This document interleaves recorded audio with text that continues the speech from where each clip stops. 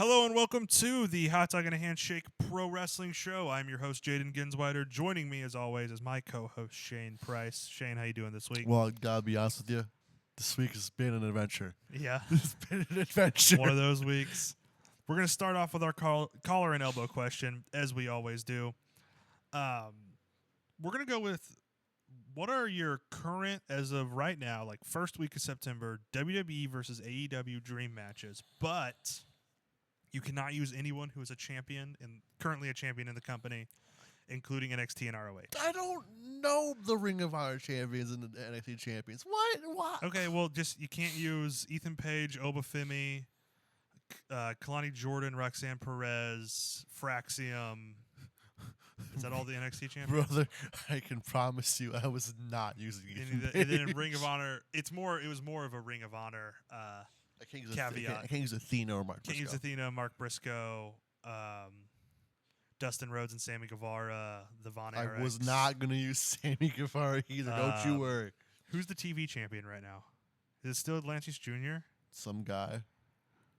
You can't use Lee Moriarty. He's the pure champion. But yeah, you just can't use any champions. What are some WWE versus AEW dream matches?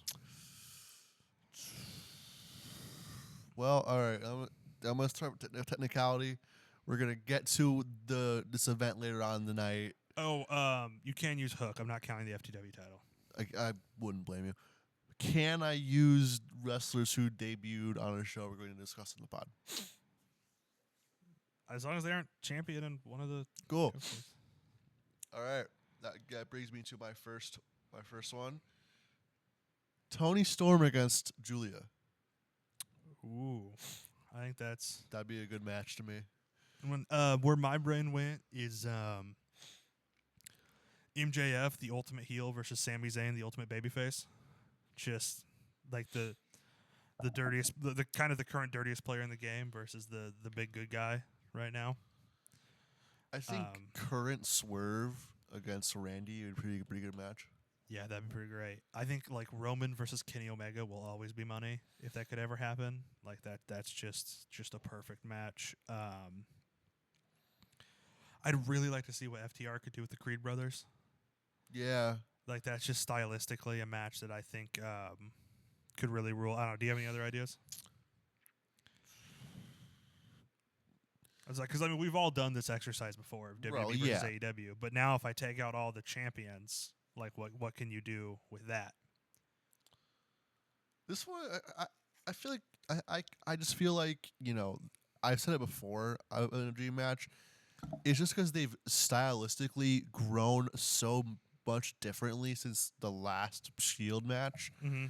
I would love to see a new Shield 3-way match. Shield triple threat, yeah, That'd be a great match because of how they've changed. Are all so. I mean, we've talked about multiple times. I think about how just like Jon Moxley and Dean Ambrose aren't even the same person. Right. It just doesn't feel like that. Current fashion diva Seth Rollins is so different than the Architect coming right out of the Shield, and of course, like the Tribal Chief is so different than the Suffering Succotash. Succotash, safety vest wearing Roman Reigns of back in that day. You did bring up Swerve Strickland, though. That could segue us right into our piece of AEW news we have here. Swerve Strickland got the bag. He got paid, and deservingly so. As he should. So I do want to focus on the positives of this. Like, he is, like, first, and then we'll get into some of the other drama that's gone on around this. Just so deserved. Like, his title reign went from the whole, like, at least I know that Twitter is kind of a bubble. It's not all wrestling fans, but the Twitter bubble of wrestling fans was just kind of all like, this kind of feels like he's going to be a transitional champion for Ospreay. And then he had an awesome feud with Christian. He did the Ospreay match at Forbidden Door, which was apparently Ospreay's idea because he was like, I don't want people saying that about his title reign, which good on Ospreay. And then just proved it time and time again leading into this Danielson match and giving up the title. So it's just like it was one of those things where it felt like, we talk sometimes about, does the title make the man? Does the man make the title? I think kind of both happened here. I think the title made Swerve, and then Swerve in return made the title even more important. You know what I mean? And it has. You go down the list from Jericho down to Danielson.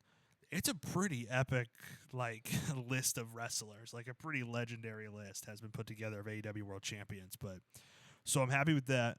A question for you: who do you think is the next wrestler anywhere deserving of a blank check contract? Just fill in the amount of money you want. Contract.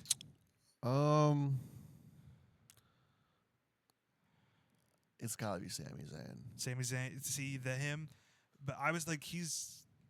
It just because how it was like, if I was his honestly, contract, they kind of tie together. I was thinking Gunther.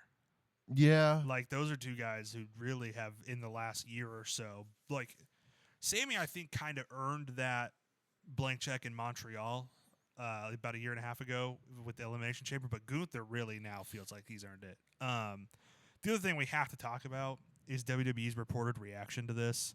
Like I said, these are all reports from different sources. This could have been real. I don't want to just say this is what WWE said, but apparently they were upset with the contract. Which for me, there have been a lot of accusations thrown that way about why they were upset. That I don't think we need to go down that path. And just WWE's history with black wrestlers, I think that's kind of where that comes from. But for me, this just felt like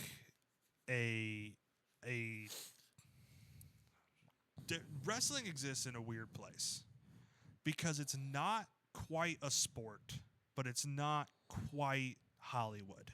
right.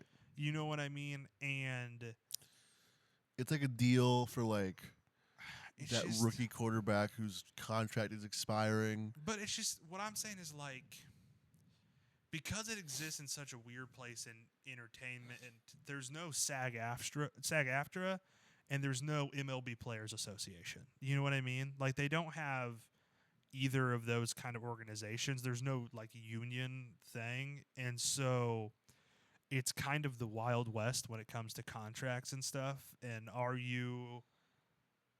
they independent contractors? Are they employees? This has been gone through all different kinds of times with, especially with a lot of the WWE cuts that started happening around the time of the pandemic. So these comments these reported comments from WWE to me felt kind of like the industry titan saying no, don't pay your wrestlers that much because then we're going to have to compete with those numbers, which is also really odd and hypocritical because WWE takes every opportunity to shove down your throat how many records they're breaking and how much money they're making. I think both of what was in France? What pay-per-view? Backlash and Bash of Berlin broke We're both records big, for big time, arena big show deal arena gates. shows. So I don't know. It just feels hypocritical, and that's typical of the big business kind of side of things. But it feels hypocritical to repeatedly tell us how much money you're making, and then tell us that wrestlers don't deserve that big of contracts. You know what I mean? yeah, So, and we'll just have to see. But I like that Swerve's contract will now raise the bar so that when like we were talking about, when a Gunther's contract comes up, WWE's going to have to compete with that number, and it just helps everybody get paid more. Boardman gets paid. What were your thoughts on this? It feels like a move that resets the market, a la sport. Mm-hmm. Like when a top rookie quarterback gets that extension deal. Mm-hmm. It feels like one of those. Mm-hmm. Yeah, absolutely. When a big A-Rod contract hits the market, and then everybody's getting these huge contracts kind of thing. Yeah. In WWE news, we'll start off with something that happened. It was kind of announced as we were recording last week's episode. Psycho Sid Udy, is that how you pronounce his real last name? I think so, yeah. Passed away last week. Of course, an absolute legend of the sport. He was everywhere. He did WWE, WCW, ECW. Is he a Hall of Famer? I would assume so. I don't remember if I think he might be a Hall of Famer. I don't remember for sure, but he should be if he's not. Had all kinds of. I mean, he was a WWE champion. He was in the Four Horsemen. Looking very dapper in the Looking Four very Horsemen. dapper in the Four Horsemen. When The first man to kick out of the leg drop. Yeah. So not because he was supposed to, but because he said Papa Shango messed up. Yeah. But yeah. So rest in peace to Sid. That's he will be missed. Odyssey Jones. I don't know if you saw this yesterday.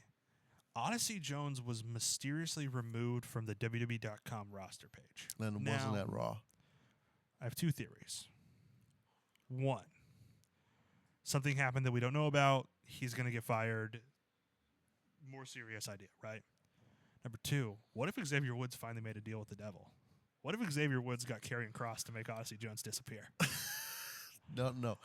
You're not thinking of the right guy. He paid off Tony D'Angelo. The D'Angelo family took out Odyssey Jones. He made Odyssey Jones have a nice little walk with the fish. That would be a good swerve because I think with the current storyline, it would make way more sense for what I said because they've been involved with each other. But it would be really funny if he called up Tony D'Angelo. May I also say this is totally unrelated, but Stax got into a little Instagram comment fight with Vito over who the Don of pro wrestling was.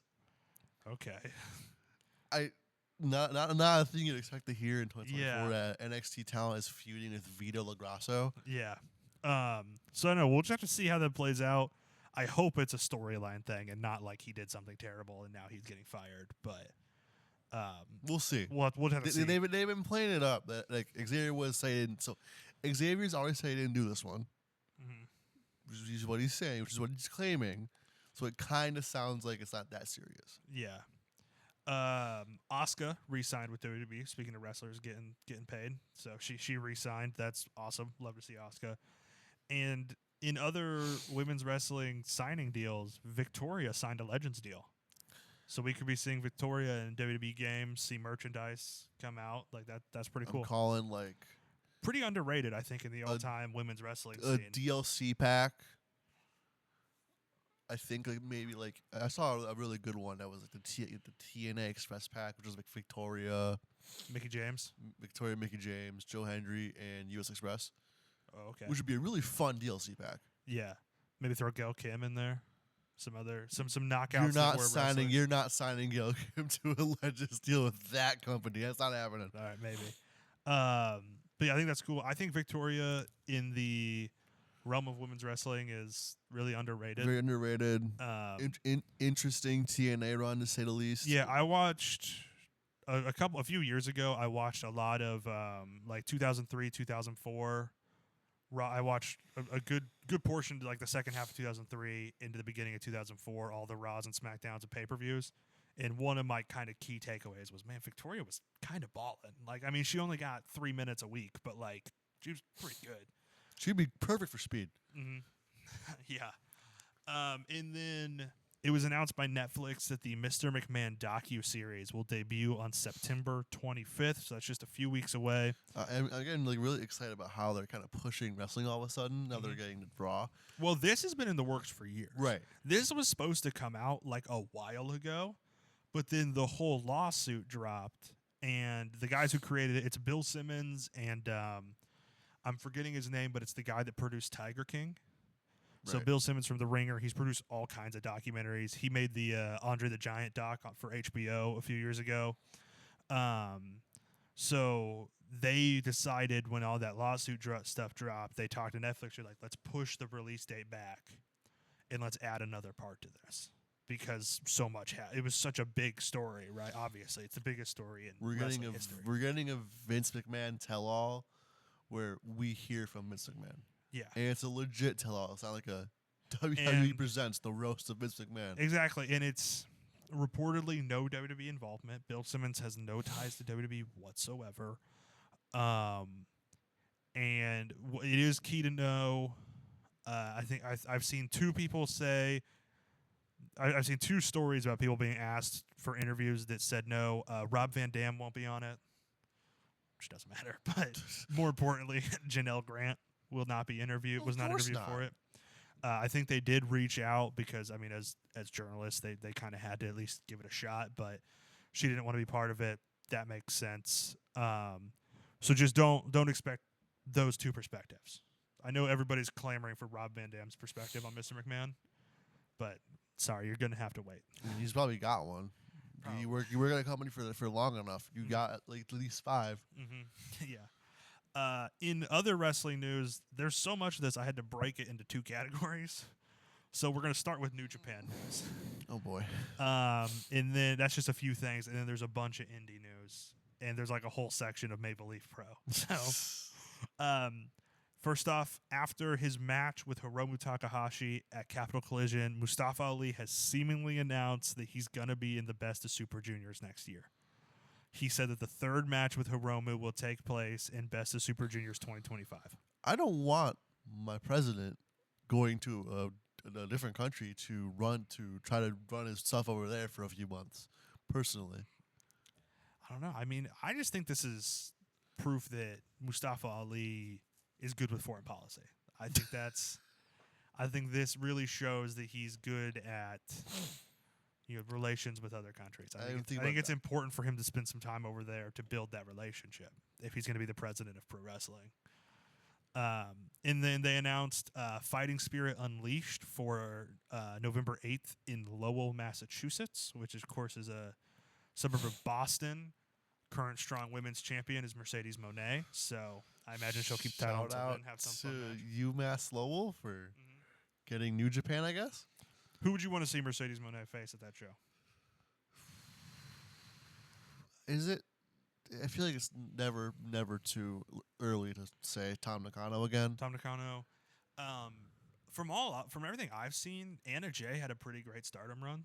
I've seen a lot of good reviews of what she did in Stardom, so I think it would be fun if she had a shot at it at the New Japan show. And that could be something that could kind of be built on AEW TV too. Bring back like a Megan Bain again to Stardom. She had a really good run. Mm-hmm. Starlight Kid to be fun. Yeah, there's a lot. There's a lot Konami be fun. you could do like a heel versus heel match of Konami, and that'd be fun. And then something that broke this morning, Jake Lee has signed with New Japan. So seeming his alliance with the Bullet Club War Dogs will continue. I assume this means he's gonna leave GLG and Noah. Mm-hmm. So who's gonna take the mantle in GLG and run that show? Anthony Green. I feel like he's in there. He's been there for a while too. Yeah. In some indies news here, Killer Kelly and Myron Reed, who I didn't know were together until yesterday. Apparently, not many people did. I had a friend who did the same exact thing as you. Yeah. They announced a pregnancy, so Killer Kelly will be off of the wrestling scene for a while. This kid is going to, in like 20 odd years, be insane. Oh yeah, absolutely. Myron Reed, I like Myron Reed. I think he's pretty underrated. Myron Reed is underrated as hell. I think anybody who knows even surface level indie wrestling knows Killer Kelly is, I mean, no pun intended, a killer. You know what I mean? So like, I think that's pretty well known. But congratulations to them. And also, so learn that Myron Reed is on the Radicals. Is he in the Radicals? Yes. Oh, I didn't know that. Hasn't been showing up on NXT, which is a shame. Because you have such a money match right there for you. We can talk about this when we get to Maple Leaf Pro because I have some thoughts on this. But real quick, Tom Latimer, formerly known as Bram, has dethroned EC3 for the NWA title. I thought you were gonna say has re-signed a multi-year extension of TNA. I'm like, they did it again. Yeah, no. Tom Latimer, formerly known as Bram, NWA champion. Thoughts? Okay, so better than EC3 and Tyrus. But barely. Their entire like champion suite outside of the mid card, I've been saying this for a while, sucks. I think Mike it's Knox, really funny that Mike Knox and Trevor Murdoch are the tag team champions. What is 2008? Are we doing as tag team champions? That is like a 2008 like SmackDown versus Raw, just like randomly put together tag team in GM mode. Or Billy something. Corgan really likes Mike Knox's theme that era, and Trevor Murdoch's attempts at a Code Zero. Oh, dude, the Code Red that he tries. God, it's so funny. There is a clip. Just look up if you Trevor can, Murdoch. There's a find clip on Twitter. There's that guy that does he did the TNA 2011 review. Justin S. of Oklahoma, right? Yeah.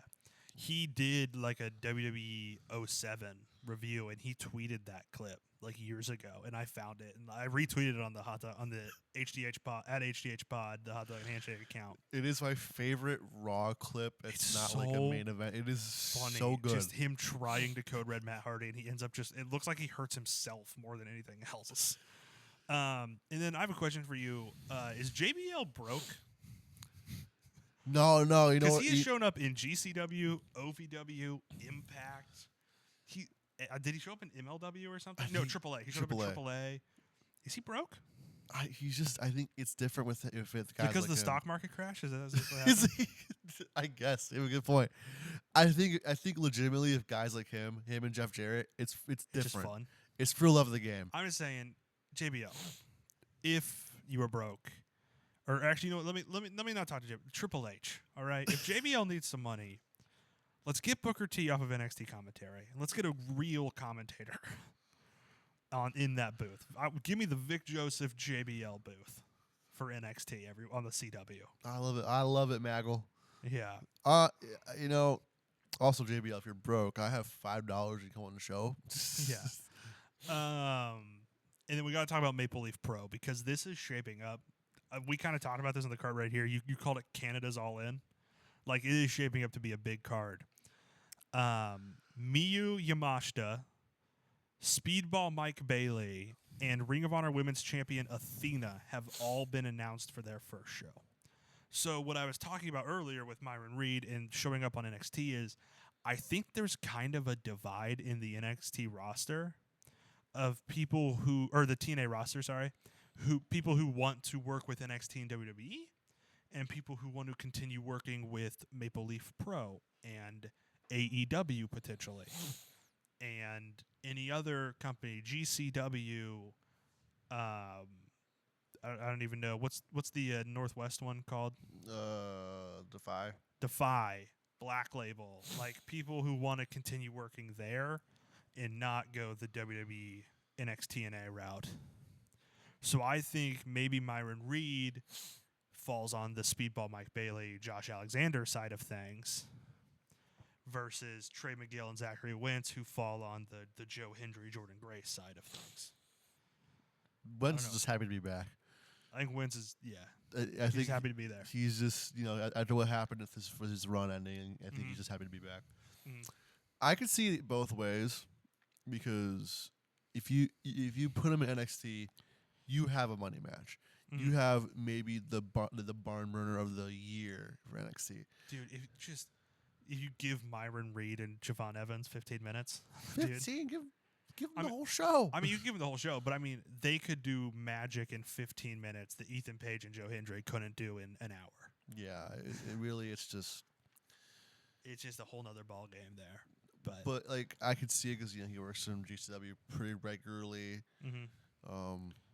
I'm just thinking there's kind of people who want to be more, and I kind of proposed a similar theory a week or two ago where I talked about how I think, or maybe I said this off air, I think Scott D'Amore being ousted out of TNA may have been him not wanting to play ball with WWE decision, because Scott D'Amore is old school TNA, right? Like he was there in the anti-WWE days trying to compete with Team Canada guy when they signed all the XW guys and made them big stars right away. Mm-hmm. Like, yeah, so he's old school TNA. I don't know if he would have wanted to play. Obviously, I'm completely speculating. I haven't seen anything to say. No, he doesn't want to play it though. He wants to sign the guys they release and make them big stars right after they come at TNA. Yeah. Well, that's the difference. Kind of did that with Rich Swann. That Rich Swann title run was magical. It was, yes. I was gonna say Nick Nemeth, but that's after he left. Yeah. Old habits die hard. Yeah, it's interesting. We'll just see how it goes, but I do think there's maybe a divide within TNA of people who want to. Whoever's not doing the main event, the main event in TNA is horrible, but like they're building a strong undercard there. Nick Nemeth, Josh Alexander sounds like it was pretty good. From what I've seen, from what I've seen from the 4 people who watched it, it sounds like it's pretty good. I mean, I can imagine that being a great match, but Josh like Alexander Nick could wrestle Moose, a broom. I think that's the next main event. Victory Road. They're doing Nemeth versus Moose. As I said, the TNA main event huge. sucks. I know you don't. I think Moose is fine. I don't think he's terrible. Moose has been given far too many title shots and title reigns in the previous 5 years, man. It's oversaturation. And then last bit before we get to what happened on TV here, rest in peace, Viano 5. It was announced earlier this week that Viano 5, who recently popped up on one of our classic reviews, passed away. So, of course, from the legendary Viano heritage. So, rest in peace to him. He was great. On to TV. From Dynamite, we'll talk kind of more about what's been going on when we get to our all-out predictions, but the 2 things I do want to talk about first, just real quick, Ricochet's debut. Right. Dynamite debut against Kyle Fletcher. Awesome. Just a great match. And he talked about, early this morning I was listening to the Masked Man show, and he had like a 20-minute interview on there. And just talked about like how he wants to just face everybody. Like it reignited a fire. He wants to face the Kyle Fletchers. He wants to face the Danielsons and Swerves and everybody in between. And so, I think we're gearing up for a really exciting Ricochet run. Give me Will Ospreay versus Ricochet, please. See, that's what I'm saying. Like I think rip the Band-Aid off. Don't do it slowly. Wrestle Dream is the next pay-per-view after All Out, right? Yeah. So Wrestle Dream or Grand Slam, because that's the big Dynamite in between. One of those, I think, is where you do Ospreay Ricochet, because I think you just got to get out of the way. Because if not, and I said this last week, you're just gonna every feud those 2 guys are in. If Ospreay's feuding with Pac and if Ricochet's feuding with Kyle Fletcher, like everybody's gonna be thinking about how does this get to Ricochet Ospreay. So you just got to go there immediately. And then that cryptic Jon Moxley promo. What were your thoughts on this? It's a new theme. No more X. Wild thing. No more Wild Thing. It's a new look as much as Jon Moxley can have a new look. It's just a different kind of black shirt. Well, yeah, it's as new. It's not a hoodie this time. It's just like a long sleeve. It's as new of a shirt as Jon Moxley can get. Yeah. I'm not asking for like bright pop colors. It's just that Jon Moxley found a new shirt in his wardrobe. Target dropped a new long sleeve black shirt. And Moxley picked it up. In the ring, yeah. Yeah. But he goes on, he talks about Darby Allin. Doesn't really lean. Does he want to team with Darby Allin? Does he want to fight Darby Allin? Does he just want to have dinner? Whatever. Maybe go to a little show or whatever. Yeah. There. I don't know. You never know. Babysit. They're gonna be in Calgary next week. Probably some fun stuff to do. No, that's not. No, Raw's gonna be in Calgary next week. Where's AEW gonna be next week? Well, so it was in Champaign. I don't know. It was just in Champaign. Go to Chicago. Milwaukee. You know what I mean? Yeah, I think they are going to Milwaukee. So yeah, go to Milwaukee. Go to a Brewers game. Come see the fighting line I played at J. But anyway, he wants to talk about. He talks about Darby Allin, and he says to Shivani, "This is not your company anymore." And he kind of prefaces it by saying, like, "This isn't going to make sense right away." I think a lot of people are trying to jump to conclusions too quickly. This is a very much a cliffhanger so that we tune in next week to be like, well, what's Jon Moxley going to do this week? So, I don't know. What are your thoughts? Because there was also that Marina Shafir segment, too. So, right. I know I just talked about jumping to conclusions, but, like, what do you expect out of this? I couldn't tell you. Yeah? See, I'm not going to jump to conclusions about this. I'm just really interested to see where it goes. It could be, like, the end of the BCC. Mm-hmm. It could be, like, Moxley just leaving the BCC. It could be an evolution of them. So, because it really feels like right now they're doing their own things. Yeah, the BCC's in a really weird place right now because Danielson's champ in a full-on babyface. Moxley cuts this. I would say this promo leaned heelish. And then, of course, does the attack on a couple of just like secure or just like not stage hands, but whatever the WWE equivalent of that is, or the AEW equivalent of that is. And so he's leaning heelish, and then Claudio and Yuta are just kind of doing their thing, teaming with Pac and the trios titles. So I don't know. It's a really weird time for the Blackpool Combat Club. Ham and Swiss are going to do what they want. So Ham and Swiss, yeah. I don't know. Do we see it change to the Liverpool Combat Club? Was it just pack Claudio and Wheeler now. I don't know. We'll just have to see. Let's go ahead and get into the big weekend, though, because we had 3 major shows this weekend. We're mostly going to talk about Bash in Berlin and No Mercy. I will do a little bit on Capital Collision because I know you didn't watch it, but I have some thoughts. Got to start with Bash in Berlin, though. Just going down the card, we opened with Cody Rhodes and Kevin Owens. Code of Honor was adhered to at the beginning and the end of the match, which I think a lot of people were expecting a turn there. I kind of like the story they told here with Kevin Owens really not taking the shot. You know what I mean? Like he didn't go full kill, Steen, kill. What'd you think of this match? You're right. Where I feel like Kevin Owens held himself back. Maybe a rematch is coming. Maybe eventually, yeah. I mean, this feels like it's done and over with, but we'll see. Mm-hmm.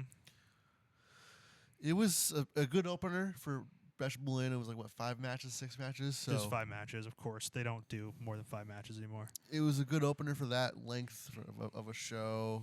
Good chunk of those shows taken up by it, and 2 guys that you know are going to go up there and work the crowd up. Yeah. So I mean, I thought it was match of the night, honestly. I give it 4 stars.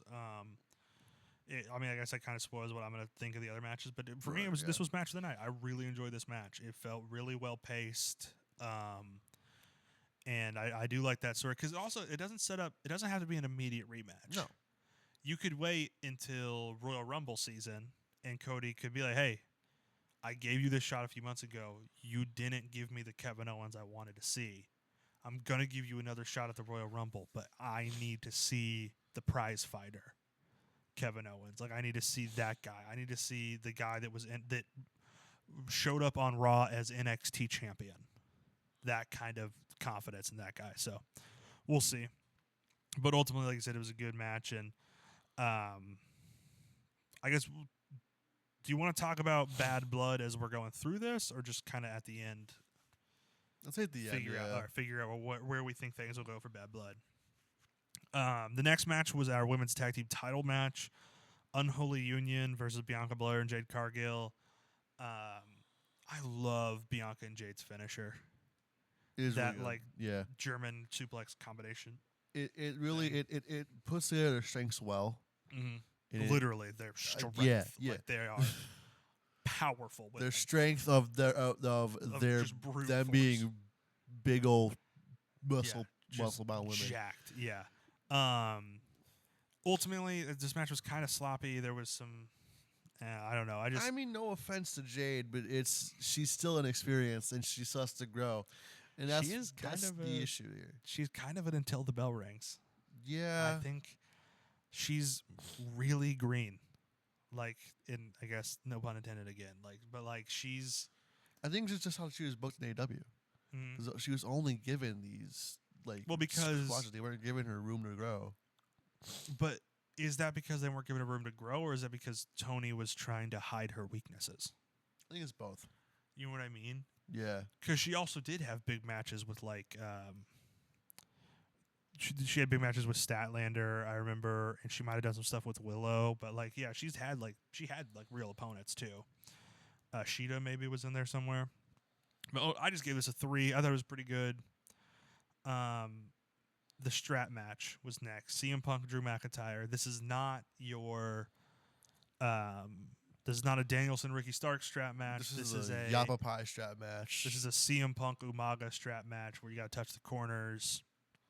What did you think of this? Because I think I have a deferring opinion from a lot of people. So I thought it was all right. It was pretty good. That was pretty good for WWE strap matches. What I asked for. It's all right. These two are in a blood feud, so it's always gonna be a better thing to me. I liked it. I gave it 3.5. Okay, so you're not too far off of me. No, I liked it. Ultimately, I did enjoy it. I can't sit here and say it was bad. I just think I gave it 3 stars. I don't think it was as good as it should have been for a match for a feud of this magnitude. And I think really what I couldn't get over is the hokey stipulation. I just can't get over it's just kind of a dumb stipulation for a blood feud. It is. For a random intercontinental title match, go for it. But for like a real feud like this Drew Punk thing has been, it just didn't feel like this. It didn't feel right. Like this could have just been like a Falls Count Anywhere match, and it would have served a better purpose. Maybe make it like a 3 Stages of Hell, Bad Blood. That's what I was gonna say. I was gonna say, like, I guess we can do that now. Something that I haven't seen anybody else talk about. A kind of oft forgotten stipulation. Go 3 Stages of Hell. I can't remember. Here, let me see if I can find the last. Drew gets a pick, Punk gets a pick. Last one would be like a random Hell in a decision. Cell. Probably be a Hell in a Cell, I would say. The last. Oh, why are none of them popping up? Do I need to put the number 3 instead of typing out 3? Oh, I'm not looking at. That's my bad. I'm trying to find a search for this, and I'm not finding the right things. I feel like it was like 2011, 2012. I think Involving John Cena. Cena and Ryback had one in like 2014 That sounds right. ish. Let me try to When find. you were really pushing the big guy. The big guy. Oh, here we go. Finally got the search up here. Let me just actually change this to World Wrestling Entertainment. Where are you at? There we go. World Wrestling Entertainment, 3 Stages of Hell. What do we got here? 2013. Payback 2013, Cena versus. So we've seen there's only been 5 of them in history. The first was 2001, Triple H versus Steve Austin at No Way Out. And then we had Angle versus Benoit, Triple H versus Shawn, Randy versus Triple H, and the last one was Cena versus Ryback, 2013 in Rosemont, Illinois. So I think that would be a great kind of match stipulation to go with for Punk and Drew's kind of big blow off. So I don't know, maybe Punk picks like a dog collar match. Drew picks, I don't know what he would pick. I don't know. Does he really have a signature Sword match. sword fight? He picks a fencing match.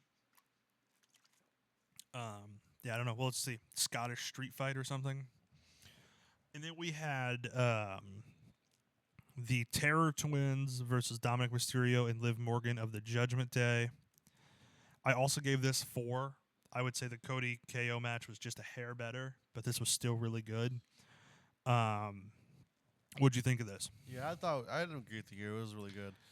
I thought it was just a little better than the first match. Yeah, I mean, it was just like it was just a brawl from bell to bell. Which is what it should have been, you know? Yeah, I really liked it. And like we kind of talked about this off air before the pod, but like Damian Priest as Rhea Ripley's friend has been so much cooler than Damian Priest as world champion ever was. I think it's the Rhea Ripley effect. Yeah, I mean, she is over like Rover. She is awesome. Potentially the MVP of WWE this year. Like, really, really great. So that is part of it. And then, what did you think of Gunther and Randy Orton, the rematch? I liked it. I liked it. I don't know if you liked it, but I liked it. I gave it like a 4 as well. I gave it 3 3/4. That was just slightly. It felt like it went on like 8 to 10 minutes too long. Like there's a part of it where it just kind of starts feeling like it was dragging, and it's just an Orton match. It's kind of. I think it's kind of the style though. Like, you know what I mean? They just kind of have a. I mean, really, it's two. Like, I don't know what's the word I'm looking for, but like 2 methodical guys going at it. So it is kind of like a chess match. You know what I mean? Versus like a Ricochet Ospreay or a Ricochet Kyle Fletcher, which we saw this week, which is just like, this is just a fast-paced basketball game. Yeah. You know what I mean? Yeah. This kind of thing was more strategic. Randy, to his detriment for a long time, has always been that guy, Mm-hmm. which I know is a lot. But it's also part of what made his best run his best run. Well, yeah, but You know what I mean? It's been a big. It's kind of a gift and a curse. It's been a huge criticism too, which is why I think you're criticizing it the same thing. It's like when he was like that early 2010s when he was doing all that slow stuff, and you were like, "This is kind of boring." It feels like that. I don't know, I've always really liked Randy Orton. It just I don't know this match. Like I said, I still really liked it. Like 3.75. Like I'm bordering on this was an elite match. You know what I mean? Like this 4 and up, I think is like my real like this was awesome, right? So I was borderline on it, but I was like, just something about it just didn't quite click for me. But the crowd was great, and obviously they love both these guys, so that was really fun. The Berlin crowd was awesome. Yes. If you were rating this out of 10, where would you give it? 6.5. 6.5. I would probably go more along the lines of 5.5, but I think I'm also gonna go 6.5 because I'm gonna give it a point boost for how good that crowd was. Right. That's fair. So Bad Blood, if we want to take the name in kind of a literal direction and take what is the most blood feud options possible? It's Punk. It's Punk and Drew. It's Punk and Drew. There's no other option. Punk and Drew is on the card. Rhea and Liv on the card. What does Cody Rhodes do? Because they're hinting at it being Solo Sikoa. Bloodline, bad blood, blah blah blah blah blah blah. But I'm thinking Jacob had 2 turns and everybody's happy. I think it should be Solo versus Roman at Bad Blood. Roman's not working no Bad Blood. Dude, they're kind of building it like a big show. Like it's in Atlanta. Like it's in this. He's a Georgia Tech guy, so it's in his backyard, sorta, right? I could see Solo Roman. Honestly, it probably won't happen because they stick to these 5-match cards. But if this was going to be like an 8-match card, Solo Roman would probably be on there. Probably. I think Roman's in a perfect world. But again, like we're just going to do the same thing we did at SummerSlam. Yeah, but it'll be different. Why? He's going to do 2 Superman punches this time? Solo's going to get the one up on him. Oh, okay. Solo's going to beat him down, but he'll be too distracted on Roman to. It still doesn't excite me. It's a bloodline match, man. It doesn't need the work. Because Cody, like, if Randy turns on Cody this Friday, you could certainly build that into a blood feud by the time we get to Bad Blood. Oh yeah. Because they have so much history. I mean, Cody's WrestleMania debut in 2010 was a triple threat match between Randy Orton and Ted DiBiase Jr. and himself. You know what I mean? Like, this has history. This Randy Cody is the natural 2020s version of Randy Triple H. Just you flip the script this time, and Randy was the mentor, and Cody was the mentee. So, I don't know. And then it looks like they're doing Gunther Sammy, which I think is the right move. I think it would have been kind of quick to pull the trigger with Dragunov and try to explain. I should stop playing with this thing. Try to explain that whole thing to the WWE fans. It's not. I guess you just have to show clips of NXT. I guess it's true. And you could do it. It just doesn't feel like WWE would do it, I guess is what I'm trying to say. Anything else? Any other ideas for some sort of blood feud? I mean, an Uncle Howdy Chad Gable payoff. I mean, that's kind of all about family for the Wyatt Six side of it. So that could be the literal kind of the blood side of it. Oh, what if Punk Drew, the first stipulation is a first blood match? Because it's Bad Blood. I think that'd be the second one. But what if they accidentally bleed in the first one?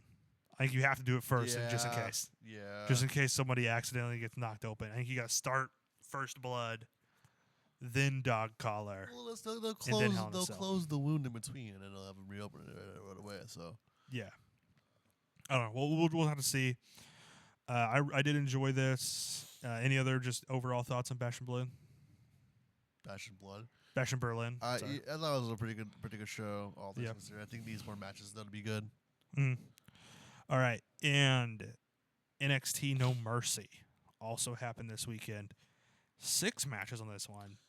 probably the first time that there's been a main show WWE NXT weekend and the NXT show had more matches. Yeah. Because back in the TakeOver days, it would be like five matches on TakeOver and then like 9 matches on SummerSlam or whatever. You know what I mean? Yeah. So we started with Chase U defending the tag team titles against Fraxium, Nathan Frazier and Axiom. Awesome tag team.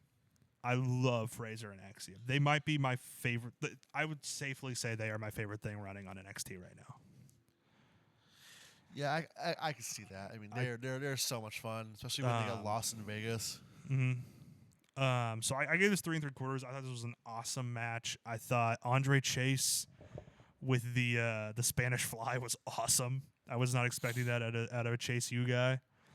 But I think after he did that, I mean, people were pointing out, like, Grayson Waller once said in an interview that himself and Andre Chase were like the only guys who went to Nigel McGuinness for advice when they were in NXT. Like the only guys who really knew. So Andre Chase knows ball. Like he knows. He's a baller. You don't need to say anything else. Like he knows his craft. Exactly. So I think we were kind of underrating Andre Chase. I thought it was a pretty great match. Any thoughts on it? Yeah, it was good. I mean, somebody that I had a lot to say about was just The Ridge Holland turn. What'd you think of that? Kind of just inevitable, right? Yeah, it was inevitable. His weird path. They did like the fake Mark Henry retirement. I don't know. It's just I've been really into it. Yeah. And then we got to what was my match of the night here. Zachary Wentz and Wes Lee. This match ruled. These guys know each other like in and out, so it's obviously was gonna be the best match of the night. I do got a note for Wesley though. We got to change the gear, man. Yes. It looks like SmackDown shut your mouth, create a wrestler gear. Like it does not look good. Mouth agape. Yeah. Bad pointy ass hair. Mm-hmm. Yeah, I can see the vision. Yeah. So I don't know. We got to fix that. But the TNA X Division champion beating a contracted WWE wrestler on a WWE show. Just the idea of that would have somebody would have actually spontaneously combusted if you told them in 2008 that this was going to happen. Like that's just ridiculous in itself. This honestly, it should have been more for a title. I think it would have added more to it. Already a feud that has history. Why not throw a title in there? Well, I mean, Victory Road's coming up. That could be the X Division Championship match. All 5 people who watch Victory Road are gonna be so excited to see Wesley on there. I give this 4 1/4. Like I thought this was fair. This was the best WWE match of the weekend. That's fair. I gave it just a 4. And I loved the Canadian Destroyer on the outside. Awesome. I mean, again, these two are always gonna have a good match. That's the thing. They knew each other for so long, tag teaming, stabling. It's like this is gonna be the good match. Of course, Trey Miguel's involvement didn't feel forced or schmozzy. Like it was pretty good. Right. Kalani Jordan versus Wendy Chu. I don't have much on this. I didn't really like it. It's funny to me seeing how Wendy Chu has become this whatever gimmick she's got going on now. Like having seen her on the indies, it's like a total 180. Like it's just like the spooky stuff doesn't get to me. You know what I mean? Like I just don't. True sport guy. So dude, I want Mike Rotunda and Tommy Rich 30 minutes of mat wrestling. All right? Give me technique or give me death, you know? Yeah. But what I want, I just what's nice about the Wyatt 6 is it's not spooky just for the sake of being spooky. It's spooky for an emotional reason. Like there's a real grounded thing to the Wyatt 6. And I just don't see that with a lot of other I was never a huge fan of The Undertaker. I respected him for his craft, and I just never really clicked with me. The original Wyatt family I always thought was fine. I never really loved that. I just it's just but that wasn't as spooky as it was kind of creepy, I guess. Creepy and felt like a real just a cult. You know? Yeah, the original Wyatt family is a little bit of a better version of this. But the Fiend thing, I thought the Firefly Funhouse segments were entertaining. I never really got behind the Fiend. I would have loved. I didn't like the theme. I didn't like the Fiend at all. Mhm. No, this is me. I really wish they would have just stuck with like a deranged children's show host Mhm. because there's so much you could do with that, especially in WrestleMania 35. You could have like a 30-minute match where the whole match is just a episode of the Firefly Funhouse in full, Mhm. just tormenting this other guy for 30 minutes before the other guy fights back. You know, Mhm. So I don't know. The Wendy Chu thing just doesn't speak to me, and I just wasn't super entertained. I think Kalani Jordan's a great athlete. I think she's got a big future, but I only gave this 2 stars. I just was not digging this. it's fair because Wendy Chu has been given nothing but bad gimmicks the entire time in WWE. So. Mm. And then our men's North American title match here. Obafemi defending against Tony D'Angelo. Obafemi retains. By the way, Obafemi is the current longest reigning champion in WWE. It's just not going to change for a while. Yeah, he's great. I gave this 3.5. I thought this was a really fun match. Kind of an odd style clash here, but I think it ended up working better than I expected. And ultimately, I think my takeaway from this show is that it was kind of better than I expected. I agree. I knew I would like the Zachary Wentz Wesley match, but the rest of the card had me questioning, and I think a lot of people kind of proved me wrong. Yeah. I think Andre Chase and Tony D'Angelo are definitely in that category of people who just proved me wrong. Tony D'Angelo's entire wrestling story is just insane. He wrestled for 2 years, maybe 8 matches altogether in the one company in that I call my local shindy. Mm-hmm. And all of a sudden he goes to a pro wrestling, gets signed, trains there because obviously they wouldn't be as good if he would just use that shindy training. Mm-hmm. And now he's talking about how we're appreciating his matches. Yeah, and he maybe killed Odyssey Jones. Which wouldn't be his first body. Yeah, exactly. So like I said, that was a good match. 3.5. Pretty solid match.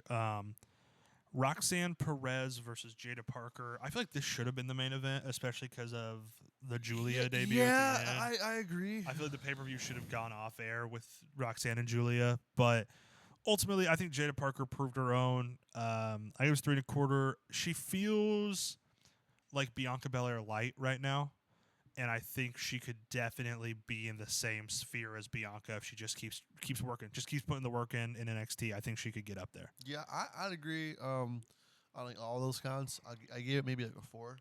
I give it 3.25. I'm a bit lower than you on this one. A little bit lower than that, but I like the match. I think both wrestlers in it were really good. Roxanne rules. I mean, Roxanne's one of the best in NXT. Roxanne is arguably the best women's wrestler in the whole company. I could see that. Arguably, not anymore. I'm not gonna. That point got derailed as soon as Julia came out, but whatever. Oh It's just. I might have to start watching NXT again just to watch her kick some SEC volleyball player's head off of her shoulders. Some poor Sunbelt volleyball player from Southern Miss is gonna go there for her first match and get her head kicked in. Some gymnast from Miami of Ohio is about to get decapitated by Julia, dude. It's gonna be crazy. I mean, it's the big money match, right? Roxanne Perez and Julia. It was since Julia. That's Halloween Havoc, right? Like that's where we're going with this. And that should main event Halloween Havoc. Honestly, I mean that could main event a main roster pay per view already. You know what I mean? But I'm really excited for that. But this match ultimately, I think, was more of just a setup for that moment. Yeah. And then I think a match that defied my expectations the most was the main event. I really wasn't digging that this was going to be the main event of the show. We had Ethan Page defending the title against Joe Hendry. Special ref Trick Williams, which, by the way, the unbuttoned ref shirt, great move. We have been seeing some great special ref Jose work. Abreu of special refs. Yeah. I mean, between him and Christian Cage, 2024 has been a great year for the special referee. Yes. And Seth Rollins with his bedazzled referee situation. You just need to bring out the MJF at HBK shorts, and he would be perfect. Yeah. What do you think of this match overall? What do you think of Ethan and Hendry? I didn't like. I liked it. I didn't like it. It was It dragged along there. These two just don't have the chemistry to work Few together. good moves. I had Joe Hendry put some fun stuff in Crowd there. loved it. Yeah. I mean, I gave it 3 1/4. I thought it was entertaining. I thought the stuff with Trick was all great. I don't know. I'll give it a 3 because of Trick Williams. He gives me a cap star there. Without him, it'd be a 2.5. These guys don't have the chemistry to work together that well. So I feel like it wasn't as good as it should be. Really don't understand Ethan Page as NXT champion. I just really don't get it. He was in AEW. Yeah, but that doesn't automatically make you credible. Look at Lexus Look at King. 2005 TNA and tell me that you don't understand where they're coming from. They're losing the battle, and what's better than to take guys who are jumping ship from that battle and make them their big dude. TNA got Kurt Angle and the Dudley Boys. Before that, Raven. They made Raven their champion for like 6 months. That's Raven, dude. He is a baller. Raven was awesome in ECW, in WCW, in TNA. He didn't really get much of an opportunity in WWE, but he was cool there. Ring of Honor, like Raven's been awesome everywhere he's gone.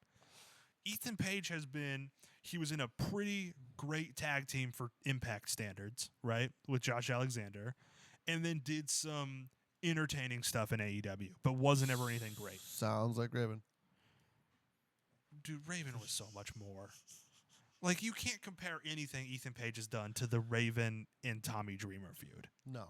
Or Raven and Punk. But I think the point that I'm trying to make here is that they're taking a mid-carder from that company and just throwing them as their world champion right away. But Raven has something. Ethan Page doesn't have anything. He has a friendship with Cody Rhodes. That's all he has. He's Canadian. Okay, that's point for me, I guess. What, you want me just because he's from the same country as Bret Hart doesn't make him good? Well, he's got that maple syrup coursing through his veins, yeah. I don't know. I just really don't. I mean, I know that he had to retain this match because they aren't going to put the title on a TNA guy. Vince McMahon might have spontaneously busted if they dude. His whatever is left of his brain would have melted if that had happened. Ultimately, No Mercy. What would you give it out of 10? 5. 5? Yeah. Yeah, I mean, honestly, I think if you knocked this main event off of here, or actually, really, I thought the main event was fine. So, like, I don't know. Move the main to not being the main. Yeah, exactly. I think if you move the main down the card a bit, this could have been like a 7. But just the way my last impression of the show kind of messed. I don't know. I would say like a 5.5, 6, somewhere in there.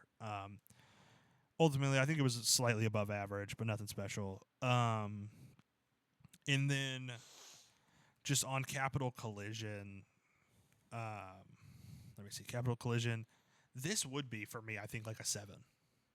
This was probably my favorite show of the weekend. I think nothing was below the worst match was Rocky Romero, Yoshihashi, and Kevin Knight versus Clark Connors, Drew Maloney, and David Finlay. Which tracks, yeah. Like that was still pretty good. Or actually, sorry, no, I rated Nichols and Shane Hayes versus Hechicero and Virus was just a little lower, I think. That's sacrilege. How could you? I just didn't love it.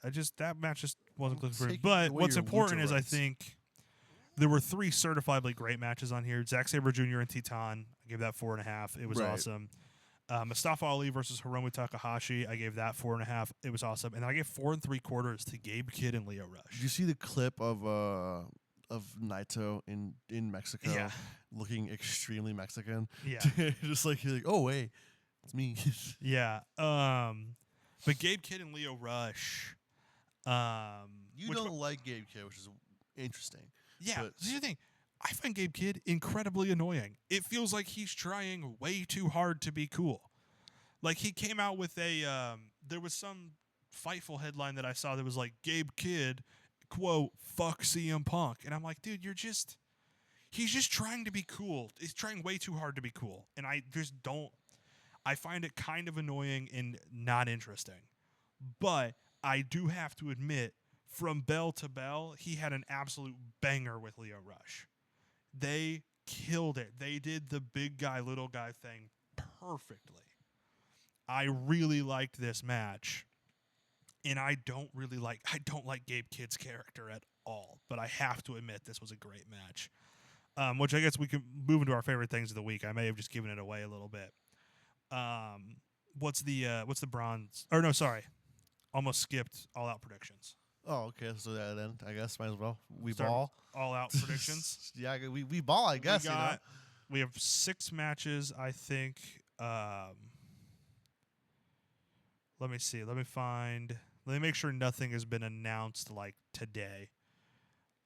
For All Out. Where is it? There it is. AW All Out 2024. Okay, same 6 matches. All right. Starting off, we have a Chicago street fight that is no longer for the CMLL women's title. Apparently, AW couldn't get it sanctioned to be a women's title match. Willow Nightingale versus Chris Statlander. I have a very funny feeling of why they're not going to be a title match because they're not going to put her over. So you think it's going to be Stat, and that's why they won't let it be a... Yep, that's what I think. And they don't want Statlander as champion? No, because they probably have a big plan with Willow in place. Okay.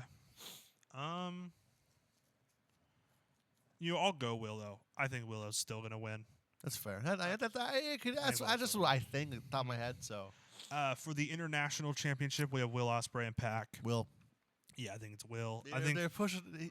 Pac will put up a fight, but this will be. Even though Will's going to get booed for wanting to put ketchup on his hot dogs, it's I mean, he didn't wrong. say he wants to. He thinks it's okay He in Chicago to put it on a funny. hot dog. You can't put that If on you a know hot what dog. we're talking about, there was a very funny AEW TikTok where it's intercut with Colt Cabana just really like having a real serious like monologue about hot dogs and like what goes on a Chicago dog and how he likes his hot dogs. And then it's intercut with Will Ospreay just laying down on the stage being just like, yeah, I reckon it's fine. I like the pizza one more. It's funnier. Just yeah, It's like I don't think there's any bad vibes to put on a hot dog. the pizza one's better to me because it's like I agree. I find myself agreeing with Coco Man, which I hate, but it's like Colt's like, well, Deep is a real pizza, but it's not Chicago style. The true Chicago style is tavern style. And Will's like, yeah, I haven't had deep dish in Chicago yet. I'm more used to like British deep dish and like. I'm sure it's a pizza. Yeah, it's a pizza. It says it's a pizza. Why wouldn't it be a pizza? Yeah. So I like that. Who are you going? You're going with Ospreay. It's got to be. It's well. far too early. And then we have a steel cage match between Adam Page and Swerve Strickland. This is hard to call. Dude. You know what? Because I don't know where they're gonna go with this. I'm gonna risk it for the biscuit. Tie. You're gonna go with a draw. Yeah, I think you're gonna beat the crap. I think you're gonna beat the shit out of each other. No, actually, not the crap, the shit. And they're gonna be not able to finish the match. I think I'm gonna go Swerve. No contest or a draw. No like theories or anything. Just purely vibes. I'm gonna go Swerve. Vibes. I can see Swerve. Yeah. I'm gonna go Swerve. Purely vibes. I just think that like can't go in the grand scheme of things, this isn't done, and they're not gonna go for a win. Mm-hmm. They're gonna go to beat each other up, and it's gonna be a KO finish or it's gonna be a draw. Okay. MJF versus Daniel Garcia. I hope MJF loses. Personally, I think MJF's gonna win though. Yeah, but he's gonna cheat to win. Obviously, but I think it's just like Garcia deserves this. Mm-hmm. So I don't know. Who are you gonna go with? Official pick. MJF. MJF. Okay. Mercedes Moné defending the TBS title against Hikaru Shida. I think Mercedes. It's Moné. Yeah. And then Danielson's first defense of the AW title against Jack Perry. Danielson chokes out Jack Perry, and we all go home happy. All right. I think Danielson's gonna win, but I think Perry's gonna put up. I think this is gonna be a real star-making match for Perry. I mean, I guess you can say that about anybody Danielson works with. It can be. There is like that thing of like, did he cook or did he just wrestle Bryan Danielson? Like, it's from how his last match was, how Darby hasn't had a bad match of anybody but Jack Darby's Perry. had some mid matches, I think, and I think he really just had a mid match with Jack Perry. It's just it was sandwiched between some great matches because like that was probably why I'm calling it bad is that because that was, or I guess it wasn't. A lot of people didn't like Mercedes and Britt, but I liked Mercedes and Britt quite a bit. And then immediately after that Jack Perry match was like the most emotional, like the most emotional match I've ever experienced between Danielson and Swerve. So like it kind of just got the short end of the stick there. And some matches I'm predicting that will happen just based off of what's been kind of booked. I think we might get Jamie Hayter versus Saraya. As much as I don't want that to happen, I think that's going to happen. They're booking Jack Perry and Saraya in Chicago. We might get Hook versus Roderick Strong for the FTW title. Okay. Like that. And FTR versus the Grizzled Young Vets, maybe as a number one contenders match. It'll be good. It'll be good, yeah. A match to decide definitively who is the best bald and hair team. It's not even no contest. It's FDR forever. FDR forever. We don't call him GYV hair, GYV bald. We do call him FTR hair and FDR bald. Yes. Now we can get on to our favorite things of the week. Starting with you, what is the bronze handshake for this week? I'm gonna give it to Gunther Cody. Gunther Cody. For mine, I went with my favorite match from each. Oh, you meant Gunther Randy? Did you mean Gunther Randy or did you mean Cody KO? Cody KO. Okay. Cody KO. My bad. Yeah, I just realized as I was typing, I was like, that didn't happen. I went with my favorite match from each of the NXT, New Japan, and WWE shows we saw this week and ranked them. So my bronze is going to go to Zachary Wentz and Wesley. That's fair. The bronze hot dog. What is the silver handshake going to be this week? I think I'm gonna go with Wentz. Yeah. Wentz and Lee. Yeah. All right. Unless something happened crazy and so we kind of of flipped these because my silver hot dog is going to be Cody Rhodes and Kevin Owens. So we just kind of actually, you know what? Because I think I did rate Wentz and Wesley a quarter of a star higher. So you know what?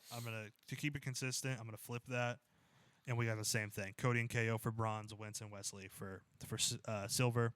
And what did you give the gold handshake to? I gave it to Julia. Julia?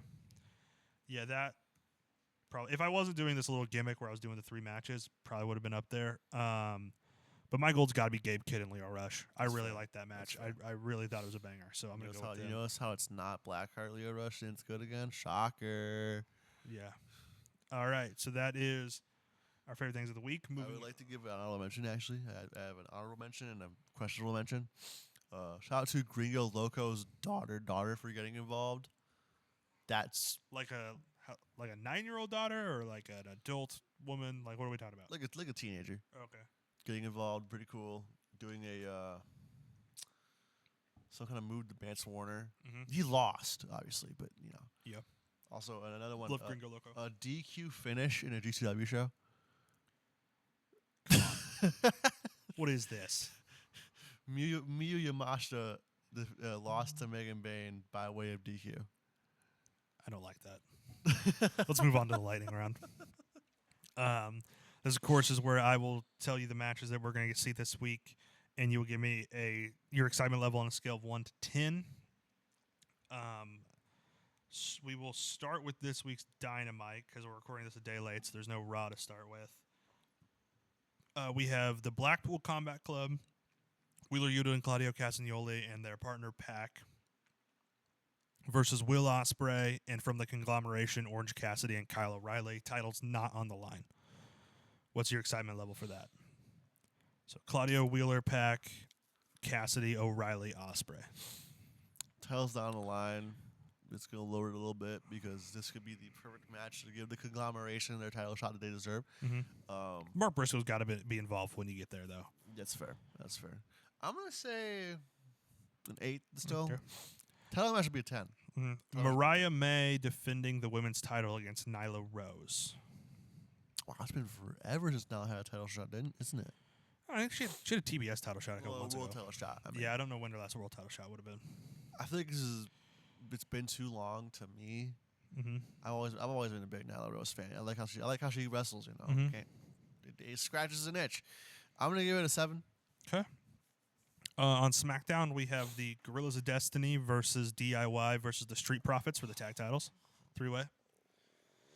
No Jacob. This is Tama and Loa. So it's the Gorillas of Destiny. If it's not those two, call it something else. Mm-hmm. I feel like the last triple threat tag team match of them I saw was the Wrestle Kingdom one with Great Bash Heel and I think Chaos where they just swore all the time. This It's not is gonna be that. going to not It's be gonna that a very much yet. more tame version of that. A lot worse. I think Tom is make noises and Tonga Loa will Mess botch something up. I gotta give it a ticket. Like a Tonga 4. Loa could botch a clothesline, dude. I gotta give it a 4, man. It's Yeah. just it's no. And this next match, I think you're gonna be much more in on. We have the MXM collection versus Brody King and Buddy Matthews of the House of Black. Yeah. That's the tag division of the week. Yeah. Yeah. Absolutely, What that's show the is tag that division. on? Is that on SmackDown? That's Collision. Wow, SmackDown's been doing differently these days. Yeah, I'm gonna be watching Collision then for sure. Yeah. And that's all we have announced for this week. Nothing really crazy announced so far. Match recommendation of the week, since we've been talking about him a bit, I thought let's go with a JBL match. So I'm going to say JBL Eddie Guerrero, Judgment Day 2004. That's fair. The one with the blood? The one with the Yeah. Eddie Guerrero just Okay. covered in gallons of his own blood. Messed up the cut, did it too deep, and also he's like squirting blood. I'm like, ugh, gross, but Yeah. I like this. It's an insane match. It is not one for the faint of heart. I'll Yeah. be honest, but if you can handle all that blood, it is really good. Classic reviews. I was having an internet issue, so I wasn't able to get the Capital Combat review out this weekend. I will put that up tonight. And then there Very won't be fun. one later this week, but the week after that, we will be doing TNA Victory Road 2004. So look forward to those. My poll is going to be what was match of the weekend from NXT, WWE, and New Japan. What was the best match? I think that's all from us here at Sound Peak Audio and Design in Topeka, Kansas. I don't think I said that at the top, but once again, shout out to them for letting us record here.